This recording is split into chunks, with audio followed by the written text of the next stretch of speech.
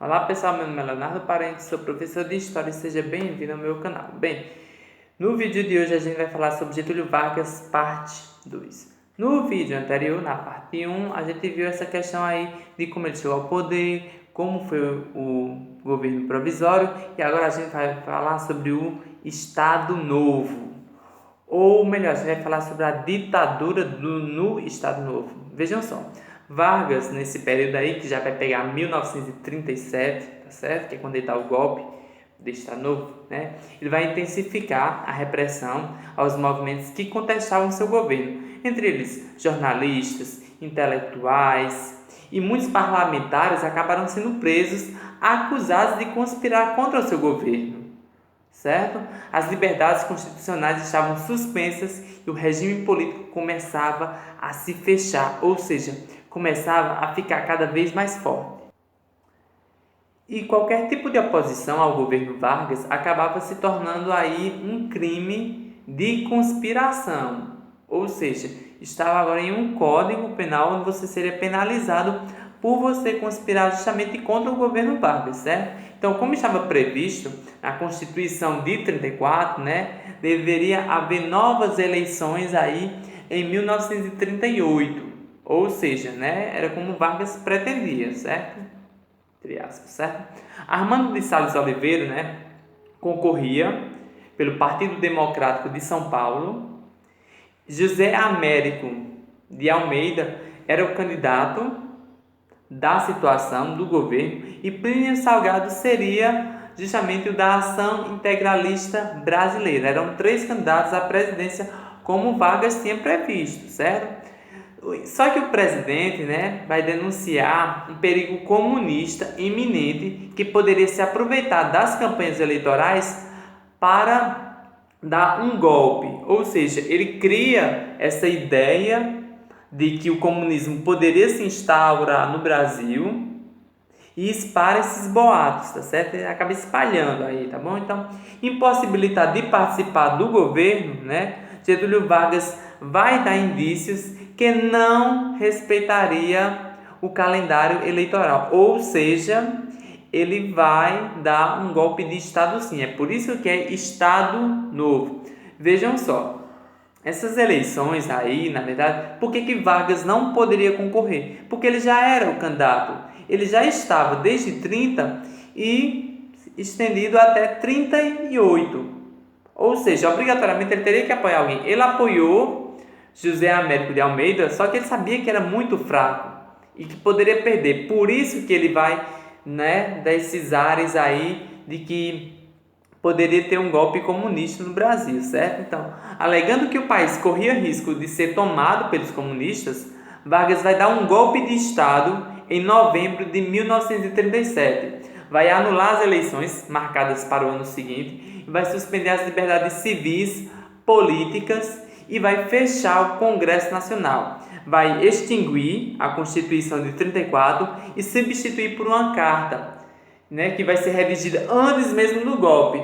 Ou seja, estava dado início ao Estado Novo. Um governo completamente diferente do primeiro, mas que também vai ter algumas coisas aí, umas curiosidades também bem interessantes. Então, Getúlio Vargas dá mais um golpe de Estado, certo? Vamos lá. Já que a gente vai falar um pouquinho sobre ditadura de Estado Novo, ou do Estado Novo, algumas medidas ditatoriais tomadas por Vargas, certo? Na nova Constituição, certo? O Poder Executivo vai se sobrepor ao Legislativo. Ou seja, o governo executivo manda em tudo, o legislativo não atua, certo? Não tem poder de decisão. Os partidos políticos foram todos extintos e Getúlio Vargas vai governar assinando decreto-leis que vai substituir a legislação que deveria ser discutida e aprovada aí nas casas legislativas. Vejam só, como não tem mais poder legislativo, então Vargas é quem manda, desmanda, faz o que ele quer, tá certo? Outra medida bem interessante que vale se ressaltar é essa questão dos governadores, que eles só vão poder tomar posse se Vargas aprovar, no caso, a sua eleição. Veja só, você poderia votar num candidato, mas se esse candidato não fosse do agrado de Getúlio Vargas, pode esquecer porque não vai tomar posse, tá certo? Os estados perderam, né, sua autonomia, subordinando-se diretamente ao governo federal. As oligarquias também perderam sua força, né, de articulação regional, que a gente sabe que era muito forte, já que nem sempre, né, eles conseguiam eleger os seus representantes, ou seja, não adiantava nada ganhar se Vargas não aprovasse. Então, o Estado Novo, o governo vai retomar o princípio de um sindicato único por categoria profissional, ou seja, um único sindicato para representar toda uma categoria a nível nacional. O Estado ainda vai aumentar o controle sobre os sindicatos, sua organização e também reivindicações. As greves estão proibidas por não atender a nenhum interesse de Getúlio Vargas. Ou seja, é ditadura de fato, certo? Além de controlar as mais diversas manifestações, né, para garantir a ordem ditatorial, Vargas pretendia, né, controlar o fluxo de informações. Não só proibir as manifestações, né, de ideias contrárias ao seu governo, como também estimulava a produção de campanhas e propagandas favoráveis à sua imagem e à de sua administração. A imagem do presidente era a do líder que encarnava a pátria e os valores nacionais. Assim, ele se mostrava que estava apoiando o país. Ou seja, aqui a gente vai ter a censura. Vai ser censurada as coisas, porque vejam só, nem todas as ideias elas poderiam ser manifestadas, só poderia ser manifestado o que Getúlio Vargas quisesse, ou seja, o que fosse de verdade, né, que representasse sua imagem de um homem bom em relação aos demais.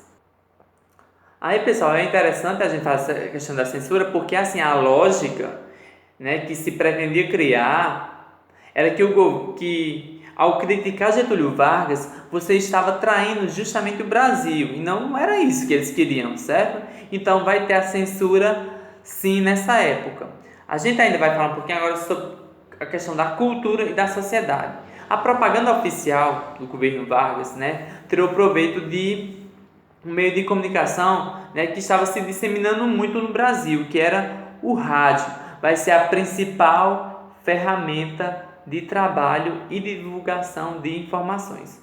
Como a maioria da população era analfabeta, né, o rádio tornava-se um meio de comunicação mais eficiente que existia, já que televisão não tinha, internet não tinha, telefone também, né, não tinha e era muito caro as pessoas que possuíam, né.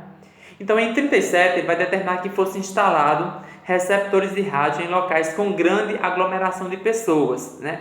Seu objetivo era difundir a propaganda oficial do regime e seus projetos de integração, ou seja, uma praça pública, como é um local onde muitas pessoas frequentam, então o que acontece? Ele vai instalar receptores de rádio lá para que as pessoas possam, né, ouvir e suas ideias chegar ao maior número de pessoas possível, certo? Durante os anos 20, né, as transmissões radiofônicas, né, privilegiavam conteúdos educativos, música clássica e também discursos políticos. Ao mesmo tempo, a música, né, mais popular no rádio, né, ele era todo controlado de perto pelo Estado Novo. As imagens criadas, né, pela propaganda oficial do Brasil próspero não deveriam ser contestadas. Logo, as canções difundidas também acabaram tendo que estar alinhadas à sua proposta. Então, assim, durante o Estado Novo, as letras de samba, né, que exaltavam muito as belezas do Brasil e tal, tudo isso aí era permitido. Se não fosse permitido, vaza, é censura, fechado, tá certo? Então, muito dessa questão da controlação. A gente vai ter também ainda o cinema, também nessa época, né, que vai ser um governo onde Getúlio Vargas, na época que era governo provisório, né, ele vai incentivar muito o governo, né, a, né, patrocinar produções cinematográficas, certo? Só que sob o pretexto de melhorar a educação, né, da população, Vargas vai tornar obrigatória a exibição de filmes nacionais educativos de curta-metragem antes de qualquer sessão de cinema. Esses filmes educativos, né, eles tinham a função de divulgar a história do Brasil. Só que, lógico, a história do Brasil do lado de Vargas. Então, antes de passar qualquer filme, vinha aí um curta-metragem de 5, 10, 15 minutos exaltando, né, a questão da educação no Brasil. Então, além, né, de manifestações artísticas e culturais, Vargas vai estar atento às questões da educação. Associou a educação ao patriotismo, ou seja, a valorização dos símbolos que levassem a uma identidade nacional, ou seja, vangloriar a bandeira, o hino do estado, o hino do país, certo? E ao controlar os conteúdos, né, o governo Vargas também vai pretender estabelecer um padrão nacional dentro da educação, ou seja, valorizar mais o nacional, certo? Na década de 30, né, ele vai manter relações comerciais com a Alemanha e Vargas vai assinar um acordo com os alemães para os quais o Brasil vendia matérias-primas, principalmente algodão e café, e dos quais importava produtos, né, industrializados. Lembrando, nessa época aí já vai começar, né, aí a Segunda Guerra Mundial. Só que os Estados Unidos também vai negociar com o apoio brasileiro, né, junto aos aliados, com o uso de bases militares no Brasil como uma forma estratégica de governo, certo? Na próxima aula a gente vai ver aí como foi o fim do Estado Novo, tá bom? Então é isso, pessoal, e até!